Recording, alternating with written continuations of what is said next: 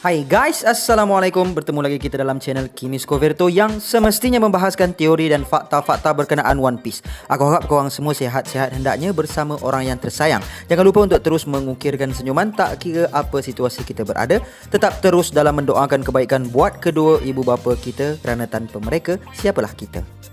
Baiklah, kalau sebelum ini aku dah senaraikan petarung kaki terkuat, so hari ini mungkin special sikit sebab perbahasan hari ini juga berkenaan yang terkuat tapi berbeza dari video sebelum ini. Tapi sebelum itu, kalau korang belum lagi menonton perbahasan berkenaan senarai petarung kaki yang aku kemukakan, korang boleh tekan link kat bawah. Jangan lupa untuk bersama nakama-nakama yang lain dalam ruangan komen untuk menyatakan pandangan korang. Alright, disebabkan siri One Piece telah berjalan terlalu lama, korang sendiri boleh bayangkan betapa banyaknya watak-watak yang muncul dengan pelbagai teknik dan kekuatan masing-masing. Kalau sebelum ni kita hanya tahu buah devil je, tapi tak sangka pula rupanya dalam buah devil tu sendiri tersimpan pelbagai cerita dari jenisnya, sifatnya, kelemahannya, kekuatannya, awakeningnya dan macam-macam lagi lah. Sama juga macam haki. Dulu kita tahu haki ni ada 3 jenis je, iaitu haki yang boleh mencederakan pengguna buah devil logia, haki yang boleh buat seseorang itu meramalkan serangan musuh, dan haki yang mampu buat orang lain berbuih mulut dan pengsan. Sampai sekarang dalam anime dah ada pula yang boleh tengok masa depan, haki yang boleh keluarkan aura dan macam-macam lagi lah. Begitu juga dengan teknik berlawan. So apa yang aku nak sampaikan is One Piece semakin hari semakin menarik, sampai susah kita nak katakan siapa yang terkuat sebab semua watak memiliki keupayaan tersendiri. Jadi hari ini apa yang aku nak bahaskan adalah carta petarung yang kehilangan sebahagian anggota tubuh badan yang terkuat. Saksikan, fikirkan, renungkan dan sampaikan pandangan anda di ruangan komentar. Tapi sebelum itu aku nak ingatkan sekali lagi kepada korang supaya jangan lupa untuk subscribe supaya aku lebih bersemangat untuk menghasilkan konten One Piece. Dan jangan lupa juga untuk tekan tombol notification supaya setiap kali aku upload konten One Piece terbaru, korang akan dapat bersama aku dan nakama-nakama channel ini untuk sama-sama kongsikan pendapat dan pandangan di ruangan komen. Yes guys, I need your support untuk mengangkat channel ini setanding dengan channel-channel teori One Piece yang lain. Ikuzo, Yarodomo! Alright, sebelum aku mulakan, aku nak bagi tahu korang yang dalam list aku ni kebanyakan atau hampir kesemuanya adalah cacat abadi dan bukan azali. Yalah, maksud dia bukan cacat dari kecil, dan kebanyakan juga adalah berpunca dari pertarungan, dan ada juga yang sengaja mencacatkan diri mereka sendiri dan juga mereka telah dicacatkan disebabkan diseksa dan sebagainya.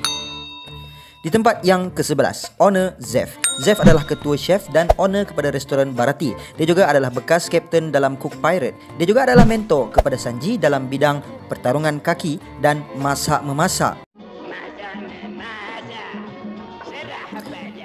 Kecacatan Zeff sebagaimana semua orang tahu. Bukan semua orang tahu, bro. Yalah, sebagaimana semua penonton One Piece tahu adalah pada kaki kanannya. Cuma cara Zeff kehilangan kakinya terdapat sedikit perbezaan antara manga dan anime. Dalam anime episod 26 semasa flashback menunjukkan kaki Zeff telah terlekat pada sauh dan telah melilit rantai pada kakinya dan kakinya pun putus. Tapi dalam manga, tepatnya pada chapter 58 dikatakan Zeff telah memakan kakinya sendiri semasa Sanji bertanya,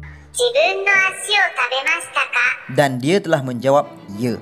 Tentang kekuatannya pula, semasa Zeff masih bergiat aktif dalam perlanunan, dia terkenal dengan kemahiran memasak dan juga bertarung dengan kaki. Dia juga memiliki pengetahuan yang luas berkenaan Grand Line dan industri perlanunan.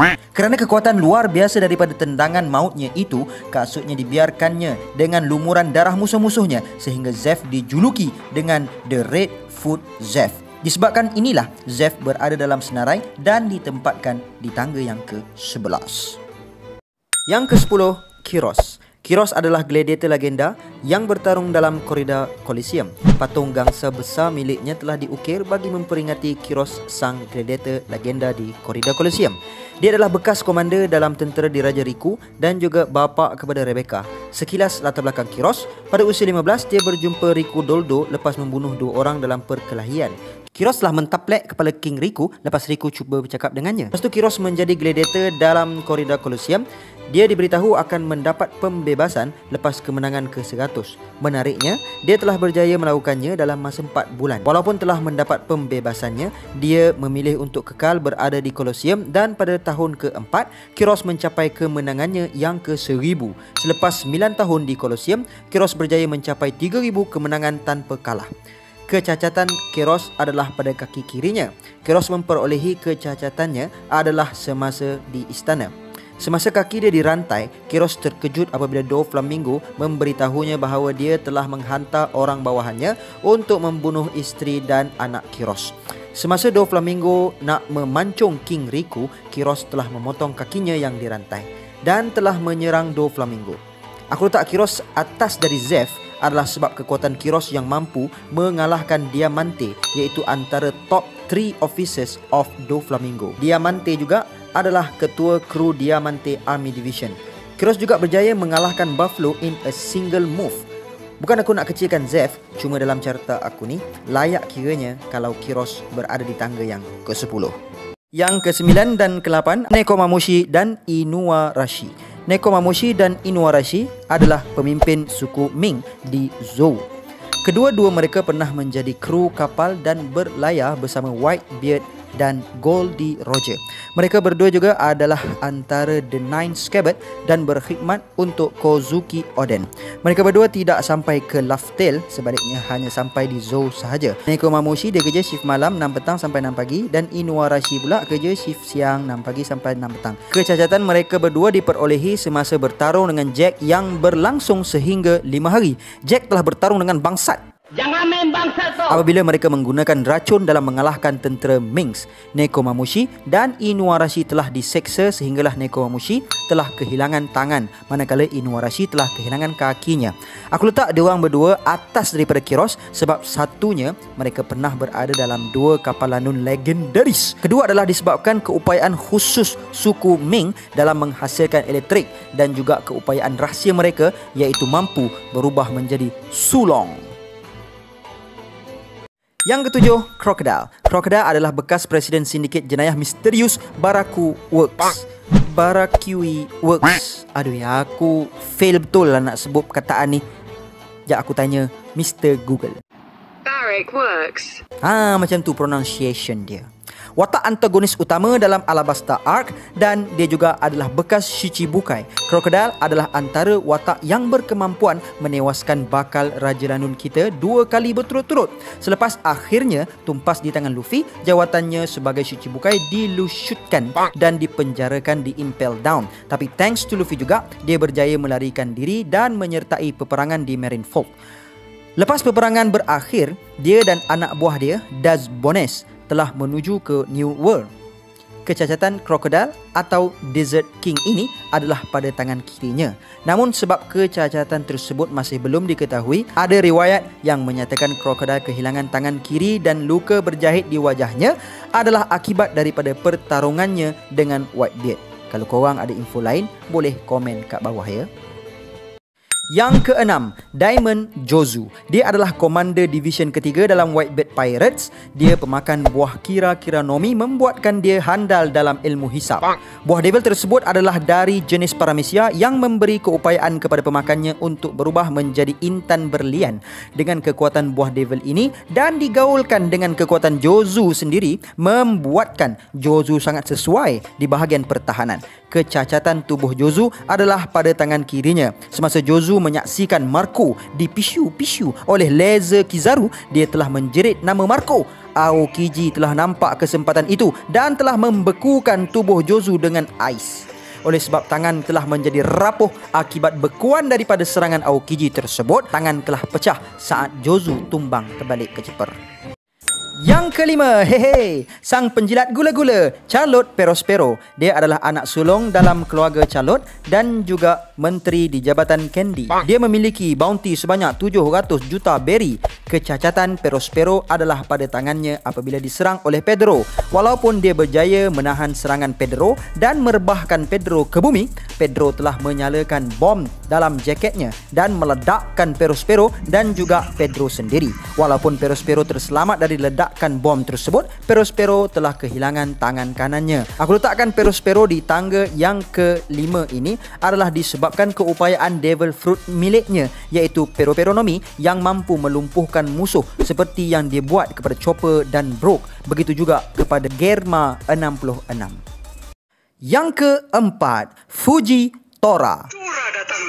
Fujitora Isho adalah admiral dalam angkatan laut. Setelah Akainu Sakazuki dinaikkan pangkat kepada Fleet Admiral dan Aokiji Kuzan meletakkan jawatan sebagai angkatan laut, Fujitora Isho telah ditugaskan untuk melaporkan diri melalui World Military Draft semasa time skip 2 tahun itu sebagai Admiral Marine bersama dengan Admiral Ryokugyu. Aku ada buat teori tentang siapa Ryokugyu ini dan apa kekuatannya dalam video lepas. Boleh klik link kat bawah. Pada satu ketika dalam hidup Fujitora, dia tersangat jijik dengan melihat semua kejahatan di dunia sehingga dia memutuskan untuk membutakan matanya sendiri. Semasa bertarung dengan Doflamingo, dia kelihatan tenang dan dengan mudah menahan serangan Doflamingo. Antara bukti kekuatannya adalah dia mampu bertarung dengan Sabo, the Chief Staff of Revolutionary Army. Yang mana kita dapat lihat kekuatan Sabo yang mampu menumpaskan Jesus bergas dengan mudah. Namun Fujitora mampu bersaing dengan Sabo tanpa sebarang goresan pada dirinya. Disebabkan itulah aku letakkan Fujitora di tangga yang keempat. Yang ketiga adalah Aokiji Kuzan. Dia adalah bekas Marine Admiral dan telah dinominasikan oleh Sengoku sebagai Fleet Admiral. Namun lepas dia kalah posisi tersebut kepada Sakazuki, dia telah resign dari Marine dan currently menyertai Blackbeard Pirates for unknown reason. Mesti ada udang di sebelah batu. Selepas duel di Panghazard, Kuzan memperolehi kecederaan yang agak parah di mana dari bahagian kanan tengkoknya sampai ke keseluruhan bahu kanannya berparut. Tangan kanannya juga sangat terluka dan dia kehilangan sebahagian kaki kirinya yang digantikan dengan ais yang dibentuk dari kemampuan buah iblisnya. Kemampuan bertarungnya tidak perlu diragukan lagi seperti mana kita dapat lihat kekuatan awakening buah devilnya di Marineford. Begitu juga keupayaan leadershipnya sehinggakan Sengoku personally mencadangkan namanya kepada World Government Commander-in-Chief iaitu Monkey D. Kong supaya Kuzan dilantik sebagai Fleet Admiral. Disebabkan inilah aku meletakkan Kuzan satu tangga di atas Isho iaitu di tangga yang ketiga. Yang kedua, Shiki.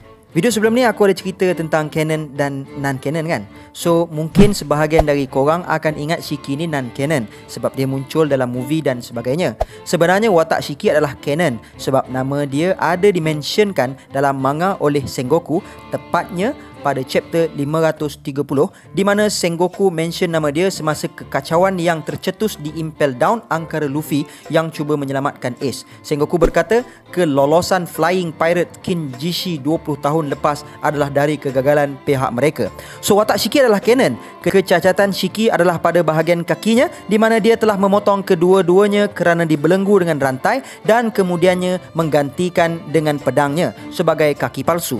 So, sebagaimana yang aku bagi tahu dalam video sebelum ini, apa yang non-canon tak sesuai untuk dijadikan hujah. So, pertarungan Luffy dan Shiki dalam movie Strong World adalah non-canon dan tak sesuai dijadikan hujah. Sebab aku kata Shiki layak berada di tangga yang kedua adalah kerana dia telah berjaya meloloskan diri dari Impel Down yang sebagaimana kita tahu adalah impossible. Dan dalam chapter 957 juga Sengoku ada sebut yang Shiki sebagai salah seorang daripada anggota Rocks Pirate. Di tangga yang pertama dalam carta kita yang aku rasa korang pun dah boleh agak siapa. Ya, tak lain dan tak bukan tentulah Blackbeard si cacat otak. Nani? Nani? Tak adalah. Di tangga pertama adalah Akagami no Shanks. Kalau Zef terkenal dengan nama julukan Red Foot, yang ni Red Hair. Sebab apa? Tak tahulah. Susah juga nak jawab tu. Dan dia adalah salah seorang dari Yonko. Dia adalah penghasut kepada Luffy untuk menjadi lanun, kata Garp lah. Dan sebab Luffy lah dia kehilangan tangan kirinya. Kekuatan Shanks terserlah semasa dia menghentikan peperangan di Marineford. Walaupun masa tu lanun berada dalam disadvantage iaitu Whitebeard dan Ace dah mati. Sebilangan besar Whitebeard Commander dah tumbang. Sementara di pihak Marine masih ada Fleet Admiral, Sengoku, 3 Admiral yang masih belum tercedera melainkan Akainu, Shichibukai juga di pihak mereka. Ditambah lagi dengan Blackbeard yang memiliki 2 Devil Fruit dan bukan Devil Fruit biasa-biasa, Yami Yami Nomi dan Gura Gura Nomi. Blackbeard sendiri bagi tahu yang dia tak sedia lagi melawan Shanks, sementara Sengoku pula ikut je arahan Shanks. So inilah alasan kenapa Shanks layak berada di tangga yang pertama. Alright, sebelum mengakhiri video kali ni, aku ada soalan cepu cemas untuk korang. Which is aku nak tanya, layak tak kalau kita nak panggil mereka berempat ni sebagai disabled character? Mereka adalah yang pertama, The Tyrant Bartholomew Kuma yang telah diubah suai tubuhnya menjadi cyborg. Yang kedua, The Pirate Hunter Roronoa Zoro yang dilihat dalam anime dan manga mata kirinya tertutup. Yang ketiga, The Iron Man Cyborg Frankie yang sama macam Kuma juga telah diubah suai tubuhnya menjadi Super Cyborg. Atau yang keempat, The Soul King Brook yang hilang gusi, tinggal gigi dan tulang temulang. So boleh komen kat bawah tentang keempat-empat watak ni ya. Sehingga bertemu lagi dalam video akan datang. And jangan lupa untuk nonton video-video aku yang lain juga. Aku lu qauli hadza. Assalamualaikum warahmatullahi taala wabarakatuh. Goodbye.